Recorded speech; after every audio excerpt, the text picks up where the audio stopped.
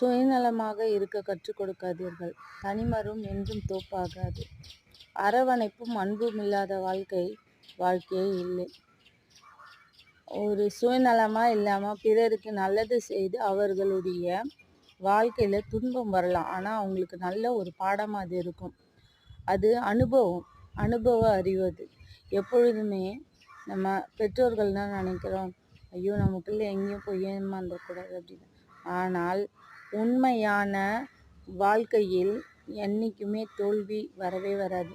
இந்த உலகம் பிரபஞ்சமே நன்மைக்காக தான் இந்த பிரபஞ்சமே இயங்கிட்டு இருக்குது. இங்க பார்த்தீங்கன்னா மனிதர்களுக்கு மட்டும்தான் சுயநலம்.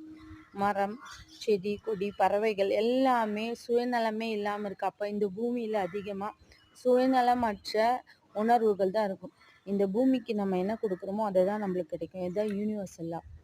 நம்ம நன்மையை செய்தோம்னா நல்லவர்கள் நம்மளை தேடி வருவாங்க. சுயநலமே இல்லாத வாழ்க்கை சொர்க்கம். சுயநலத்தோடு நம்ம பிறருக்கும் நெருங்கணும்னால நல்ல நண்பர்கள் கிடைக்க மாட்டாங்க, நல்ல உறவுகள் கிடைக்காது.